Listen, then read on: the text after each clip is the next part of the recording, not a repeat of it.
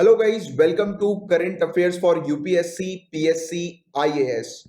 Guys, अगर आप UPSC civil services की तैयारी कर रहे हैं या किसी भी स्टेट सिविल सर्विसेज एग्जामिनेशन की तैयारी कर रहे हैं तो बिल्कुल सही जगह पर आप आए हैं। यहां पर सभी सोर्सेज से न्यूज को कवर किया जाता है, जैसे कि the Hindu, Indian express, times of India, live minute जैसे जो न्यूज़पेपर्स होते हैं उनकी न्यूज को कवर किया जाता है। पीआईबी की रिपोर्ट्स को डिस्कस करते हैं। राज्यसभा टेलीविजन में जो भी इंपॉर्टेंट डिबेट्स डिस्कशन आती हैं उनको लेक्चर के दौरान कवर किया जाता है। Even EPW, down to earth Yojana जैसी जो मैगजीन्स होती हैं उनके आर्टिकल्स को भी कवर करते हैं। तो आप डेली रेगुलर अगर क्लासेस को अटेंड करेंगे, रिलीजियसली क्लासेस को फॉलो करेंगे तो आपको 100% गारंटी सक्सेस मिलेगी और आपका 100% गारंटी सिलेक्शन होगा।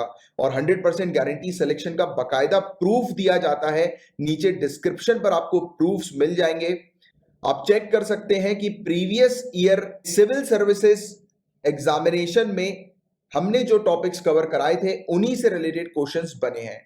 तो फटाफट चैनल को सब्सक्राइब कर लीजिए अगर आपने सब्सक्राइब नहीं किया है तो। इवन हम लोग काफी सारे हाई क्वालिटी जनरल स्टडीज के कोर्सेज भी ऑफर करते हैं।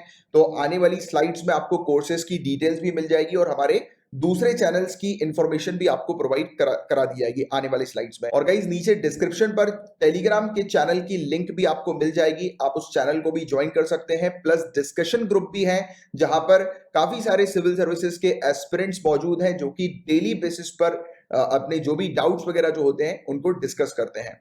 तो आप उसको ज्वाइन कर सकते हैं। तो फुल फोकस के साथ स्टार्ट करते हैं करंट अफेयर्स की क्लास को। बट बिफोर दैट ये कुछ कोर्सेज की डिटेल्स और हमारे चैनल्स की डिटेल्स हैं।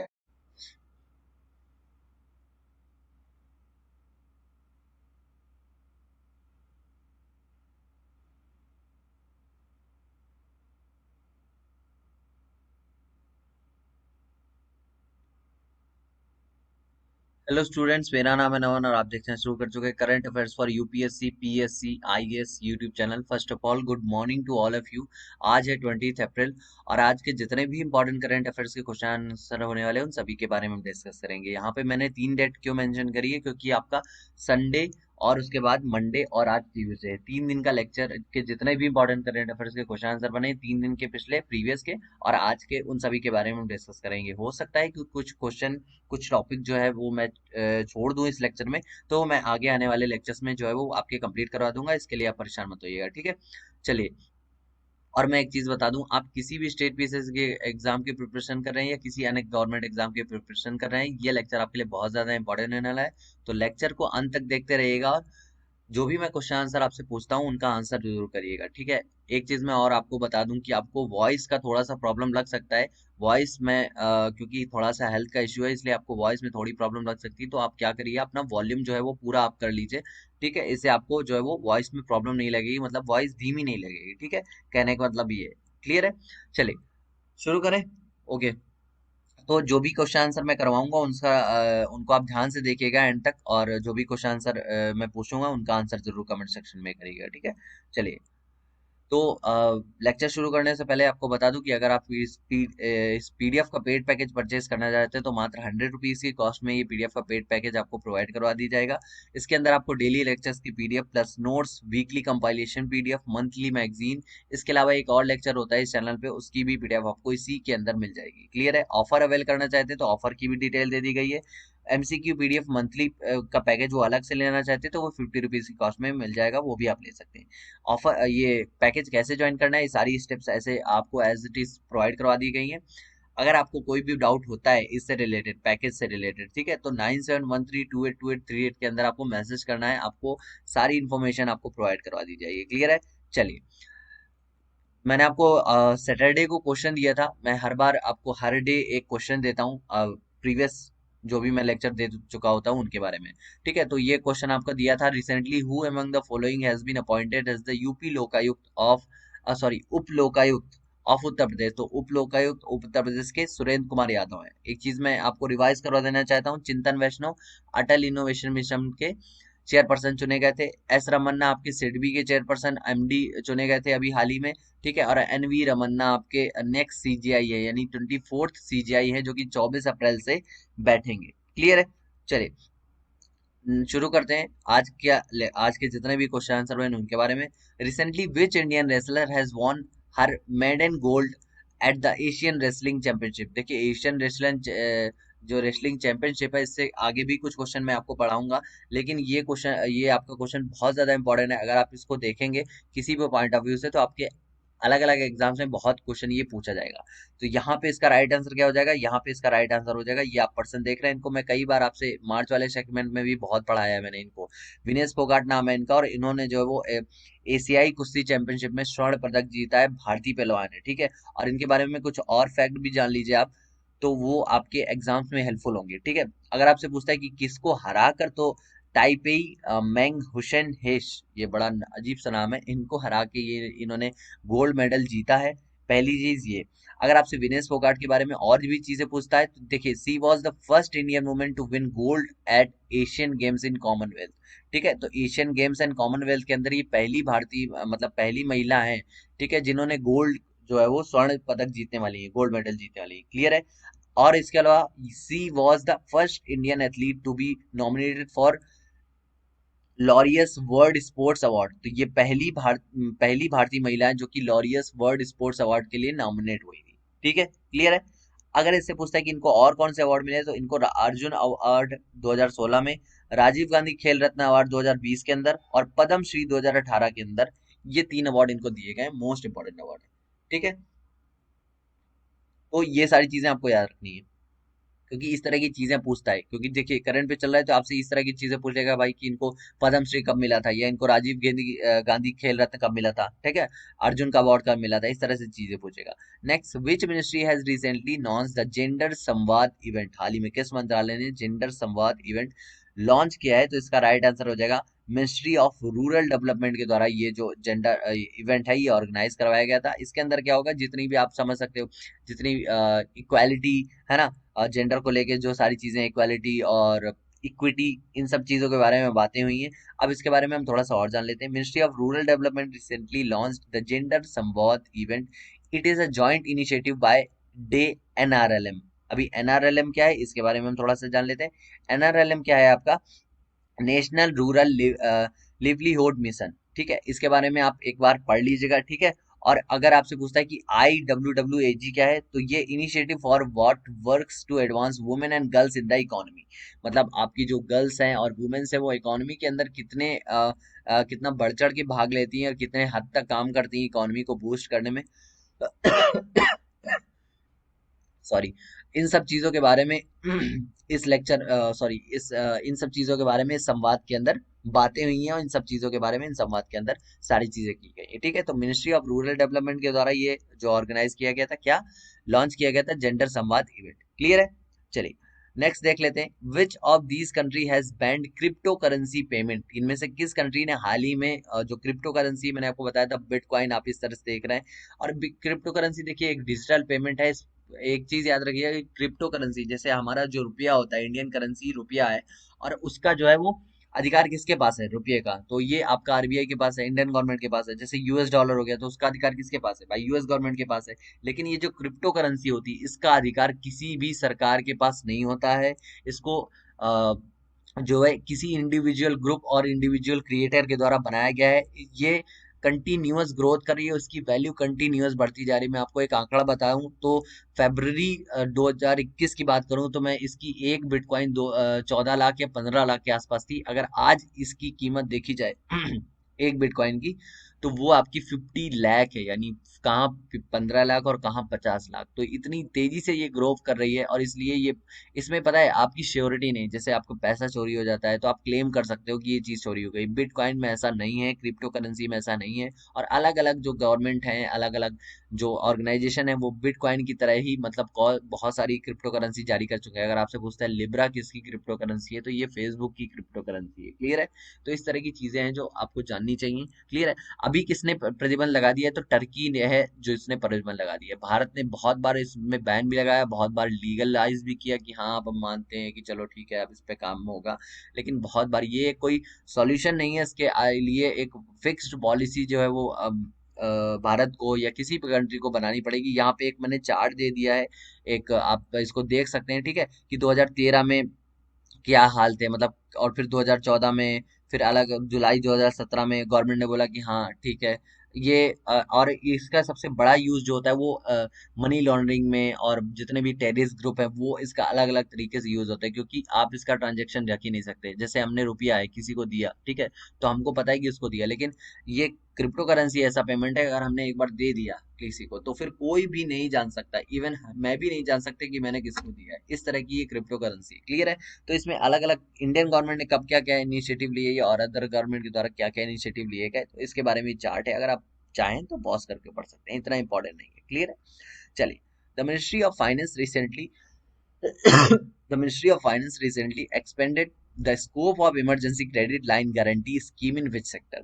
वित्त मंत्रालय ने हाल ही में किस क्षेत्र में आपातकालीन क्रेडिट लाइन गारंटी योजना के दायरे का विस्तार किया? तो मैं आपको बता दूं कि emergency credit line guarantee scheme, इसको ECLG स्कीम के नाम से भी जानते हैं। और आपको पता होगा कि लॉकडाउन लगा था तो एक 20 लाख करोड़ का पैकेज आया था, उसके अंदर इसकी जो है वो बातें हुई थी।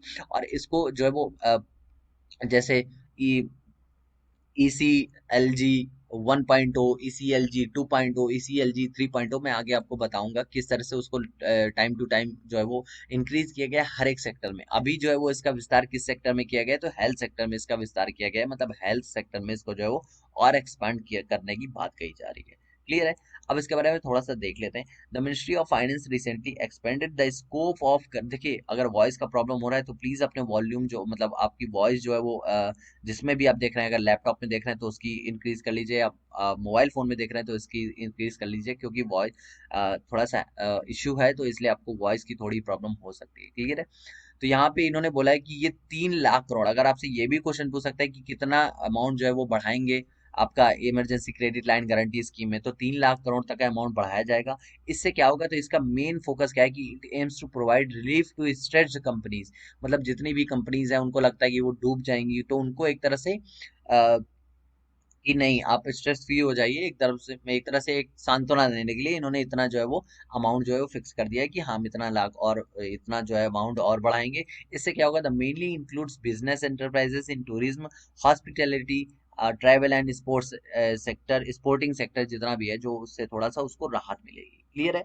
इसके अंदर कौन कौन सी चीजें, तो ECLGS 1.0, ECLGS 2.0, ECLGS 3.0, ये जो 3.0 है, 3.0 है, इसको एक्सटेंड कर दिया गया है जुलाई 2021 तक। क्लियर है।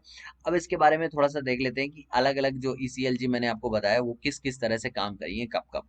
तो ये ECLGS इसकी बात कब हुई थी, तो इसकी बात हुई थी आत्मनिर्भर भारत अभियान के तहत, जब आपको पता होगा मैंने अभी आपको बताया। इसके अंदर क्या था कि कोविड 19 से लॉकडाउन के कारण जितने भी छोटे लघु उद्योग है, MSME, जितने भी छोटे उद्योग हैं उनको राहत मिले, इसके लिए इसको जो है वो लाया गया था। उसके बाद 1.0 लाया गया। 1.0 भी इसीलिए लाया गया कि उसके अंदर मुद्रा लोन और भी कई तरह के लोन दिए गए, ताकि जो जो छोटे धंधे हैं, छोटे उद्योग धंधे, वो एक तरह से बंद ना हो उनको थोड़ी सी है राहत मिलती रहे, इस तरह की चीजें की गई। ठीक है। 2 की वो की बात करें, तो 2.0 की बात करें तो कामत कमेटी एक कमेटी की थी जिसमें 26 स्ट्रेस्ड सेक्टर थे।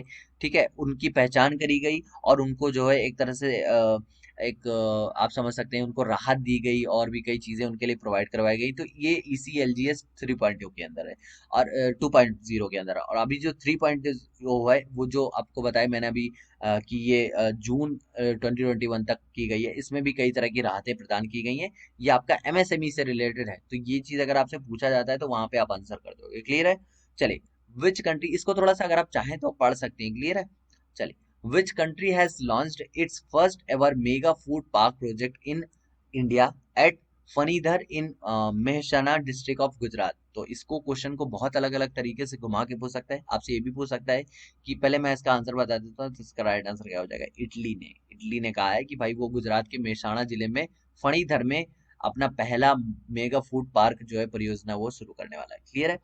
चलिए, तो इसमें ये भी पूछ सकता है कि भाई कहाँ शुरू करना है, तो गुजरात में शुरू करना है। ये भी पूछ सकता है गुजरात के किस डिस्ट्रिक्ट में शुरू करना है, तो मेहसाणा जिले में शुरू करना है। मेहसाणा जिले के किस जगह पे शुरू करना है, तो फणीधर जगह पे शुरू करना है, एक जगह है वहां पे शुरू करना है। Mega food food park project के बारे में आपको पहले बता चुका हूँ, एक बार फिर से बता दे। तो देखिए, ये इसका इस तरह का स्ट्रक्चर है, आप देख सकते हैं।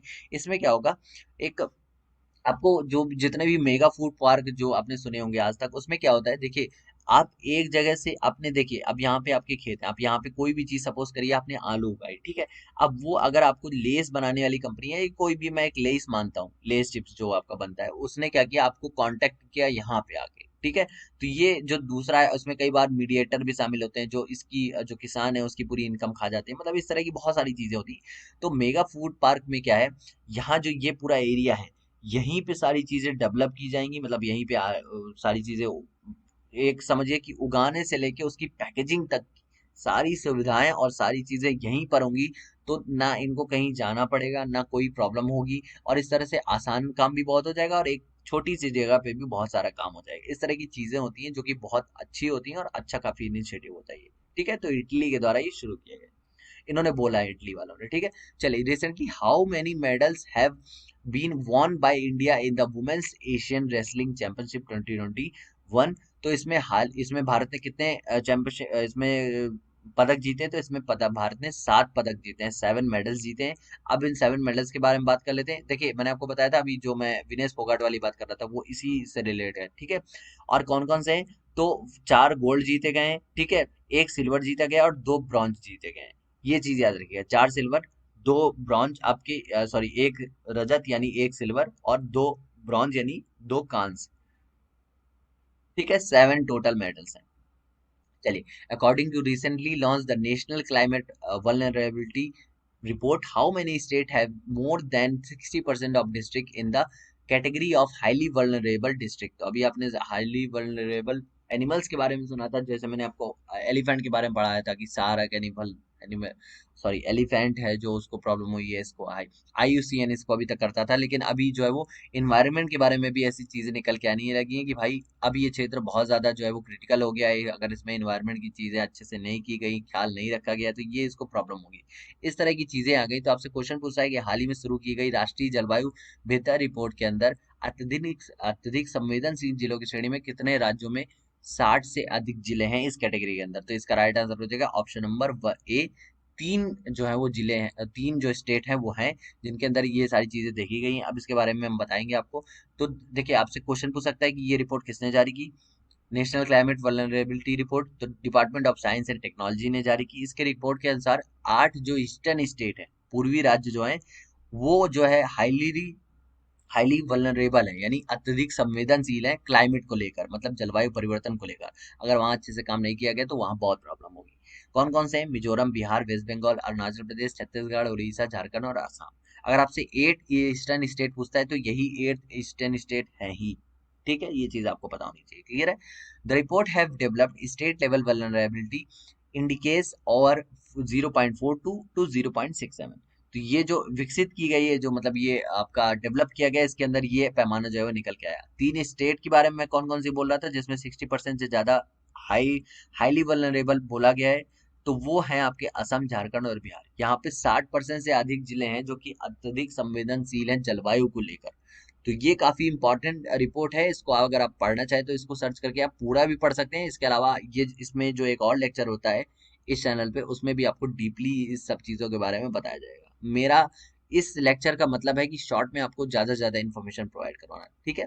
Recently which 2 countries have agreed to work together in tackling climate change issue. तो हाल ही में किन 2 देशों ने जलवायु परिवर्तन के लिए मुद्दों से निपटने के लिए मिलकर काम करने की सहमति व्यक्त की। तो इसका राइट आंसर हो जाएगा यूएस, चाइना। आप सही सुन रहे हैं, यूएस और चाइना ही अब साथ में काम करेंगे जलवायु को बचाने के लिए।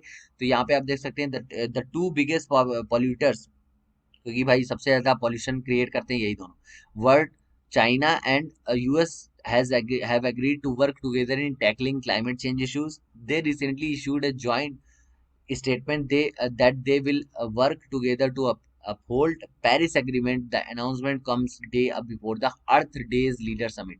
तो आपको मैंने बताया था कि अर्थ डे लीडर समिट कब होगी भाई, तो 22 अप्रैल को होगी, और इस दिन आपके प्रधानमंत्री नरेंद्र मोदी जी को भी इनवाइट किया गया है। तो ये भी चीज आपको याद रखनी है, क्लियर है। चलिए, तो इस दिन बहुत सारे लोगों को इनवाइट किया जाएगा, आई थिंक 40 लोगों को, हाँ 40 कंट्रीज के जो लोग हैं उन लोगों को इनवाइट किया गया है, और इसी दिन ये प्रोग्राम ये लोग शुरू करेंगे, मतलब यूएस और चाइना साथ में मिलके क्लाइमेट के ऊपर काम करेंगे, ठीक है। चल, which country space company is launch Luna 25 by October 2021। हाल ही में मतलब ये पूछ रहा है क्वेश्चन कि अक्टूबर 2021 में किस देश की अंतरिक्ष कंपनी लूना 25 लॉन्च करेगी। तो लूना 25 मिशन जो है वो मतलब आप ये देख रहे हैं ये लूना 25 और ये किसका है, रॉसकॉस्मॉस का। रॉसकॉस्मॉस किसकी एजेंसी है, रशिया की है। तो इसका राइट आंसर क्या हो जाएगा, रशिया हो जाएगा। ठीक है, तो आपको पता होगा कि भाई मिशन आर्टेमिस किसके द्वारा भेजा गया, मंगल पे, किसके द्वारा, नासा के द्वारा। तो अब ये मून पे भेज रहे हैं। मून पे किसको भेजेंगे, लूना 25 को भेजेंगे, अक्टूबर 2021 में भेजेंगे। और कौन भेजेगा, रशिया भेजेगा। इसकी टोटल फंडिंग रशिया कर रहा है, ये भी चीज आपको याद रखनी है। अगर आपसे क्वेश्चन पूछता है कि आपको केवल भटकाने के लिए ये क्वेश्चन पूछ सकता है कि इसकी फंडिंग कौन करेगा, तो इसकी फंडिंग भी टोटली पूरी रशिया ही कर रही है। रशिया की एजेंसी रॉसकॉस्मॉस वही कर रही है। और ये अक्टूबर 2021 में इन्होंने बोला कि भाई हम लॉन्च कर देंगे। ये एक अपने साथ, जैसे आपको पता होगा कि अभी मैंने आपको पढ़ाया था कि भाई जो उनका एक ड्रोन है, हेलीकॉप्टर है, वो लॉन्च करेगा, मतलब सरफेस पे चंद्रमा की जाएगा, सॉरी मार्स की। तो इसी तरह ये भी एक लैंडर लेके जाएंगे, जैसे हमारा चंद्रयान 2 लैंडर लेके गया था विक्रम, है ना। उसी तरह से ये भी लेके जाएंगे और वहां पे उतारेंगे और वहां से जो है वो नमूने मिट्टी के इकट्ठा करेंगे। ये इंपॉर्टेंट क्यों हो जाता है, क्योंकि ये जाएंगे साउथ पोल पे, चंद्रमा के कहाँ पे जाएंगे, साउथ पोल पर। और साउथ पोल का जो क्षेत्र है वहां पे सब जाना चाहते हैं, लेकिन अभी तक कोई जा नहीं पाया, इसलिए और इम्पोर्टेंट हो जाता है। क्लियर है, इसके बारे में थोड़ा सा आप पढ़ लीजिएगा अगर पढ़ना हो। इतना इंपॉर्टेंट था, जो जो चीजें इंपॉर्टेंट थी मैंने आपको बता दी। क्लियर है, चलिए नेक्स्ट देख लेते हैं। Recently who among the following has been appointed as the secretary of economic affairs. हाल ही में निम्नलिखित में से किसे आर्थिक मामलों के सचिव के रूप में नियुक्त किया गया। तो इसका राइट आंसर हो जाएगा अजय सेठ। ठीक है, चिंतन वैष्णव आपके कौन थे, मैंने आपको बताया कि चेयरमैन नियुक्त किए गए अटल इनोवेशन मिशन के। सुरेंद्र कुमार यादव उपलोकायुक्त, अभी पढ़ा है मैंने, अजय सेठ इसका राइट आंसर हो जाएगा। बी ऑप्शन आपका गलत है, मतलब इनकी कोई अपॉइंटमेंट नहीं, इनका तो कोई नाम नहीं है, ऐसे मैंने पिक कर दिया। ठीक है, तो यहाँ पे आप देख सकते हैं। इसके अलावा एक और अपॉइंटमेंट है, उसके बारे में भी देख लीजिए। तरुण बजाज ये new revenue secretary as appoint हुए हैं, और अजय सेठ के साथ इनको जो है वो अपॉइंटमेंट, मतलब इनको जो है वो प्रमोट किया गया है। तो अजय सेठ को न्यू इकोनॉमिक अफेयर्स सेक्रेटरी बनाया गया है, और तरुण बजाज को जो है वो रेवेन्यू सेक्रेटरी बनाया गया है। ठीक है, ये चीज याद रखिएगा। न्यू रेवेन्यू सेक्रेटरी किसको बनाया गया, तरुण बजाज को, और अजय सेठ को बनाया गया इकोनॉमिक अफेयर्स सेक्रेटरी। क्लियर है। आज के जो लेक्चर है वो मैंने इतने ही क्वेश्चन डाले हुए हैं, तो आप ठीक है। और आगे आने वाले लेक्चर्स में मैं आपके सारे क्वेश्चन जो है वो कवर करवा दूंगा। और आज जैसे कि आपको पता है कि हम संडे को तो मतलब वीकली वाली क्विज लेते हैं, तो मैंने वो क्विज भी कुछ प्रॉब्लम्स की वजह से नहीं हो पाई थी, तो मैंने आपको बोला था कि ट्यूसडे को मैं क्विज लूंगा। तो अगर शाम तक मेरे से पॉसिबल हो पाया तो मैं वो क्विज लूंगा। आपका टेलीग्राम चैनल ज्वाइन करना है, लिंक डिस्क्रिप्शन में पड़ा है, और आप वहां पे टेलीग्राम में भी सर्च कर सकते हैं, चैट्स लाइक ब्यूरोक्रेट्स। उसके अलावा आप झासर एकेडमी, दो ग्रुप है, आप दोनों को ज्वाइन करिएगा। आपकी आज शाम को मैं कोशिश करूंगा कि आज शाम को आपको आपका जो क्विज है वीकली वाला वो मैं करवा दूं। ठीक है, चलिए ये आपका आज का क्वेश्चन है। निम्नलिखित में से किस राज्य ने ई पंचायत पुरस्कार 2021 जीता। मैं आपको बता दूं 2020 का ई पंचायत पुरस्कार आपने अभी तक बताया नहीं है। ठीक है, आपको कमेंट सेक्शन में ये भी बताना है कि 2020 का ई पंचायत पुरस्कार किस स्टेट ने जीता था। ठीक है, ये आपका आज का क्वेश्चन रहा। और आपके इंपॉर्टेंट डेज के बारे में जान लेते हैं। तो वर्ल्ड हेरिटेज डे था 18 अप्रैल को। इसकी थीम थी इस बार, क्या थी, कॉम्प्लेक्स पास्ट डाइवर्स फ्यूचर्स। ये इस बार की थीम थी 2021 की। 18 अप्रैल को वर्ल्ड हेरिटेज डे था। आपको कमेंट सेक्शन में बताना है कि भारत में कितने वर्ल्ड हेरिटेज साइट्स हैं। मैं आपको नेक्स्ट लेक्चर में इसके बारे में भी बताऊंगा। क्लियर है। 19 अप्रैल की बात करें तो 19 अप्रैल को वर्ल्ड लीवर डे, यानी कल वर्ल्ड लीवर डे था। और थीम क्या थी इसकी, keep your liver healthy and disease free. ठीक है, चलिए आज का लेक्चर यहीं पे एंड करते हैं। थैंक यू सो मच ये लेक्चर देखने के लिए। चैनल को सब्सक्राइब कर दीजिए अगर आप चैनल पर नए हैं, और आपको वीडियो अच्छी लगेगी तो वीडियो आपको हेल्पफुल लगी तो वीडियो को लाइक करिए और शेयर कर दीजिएगा। पीडीएफ और पेड पैकेज कैसे परचेज करना है ये भी आपको मैंने प्रोवाइड करवा दिए। इसके अलावा अगर आप तैयारी में नए हैं तो आप हमारे सीसेट का कोर्स लॉन्च हो चुका है। ठीक है, उसको भी आप ज्वाइन कर सकते हैं। इसके अलावा उसकी डेमो क्लासेस अवेलेबल हैं, आप वहाँ जाके देख सकते हैं। हिस्ट्री की क्लास ज्वाइन करनी है उसकी भी आपको डेमो क्लासेस मिल जाएंगी।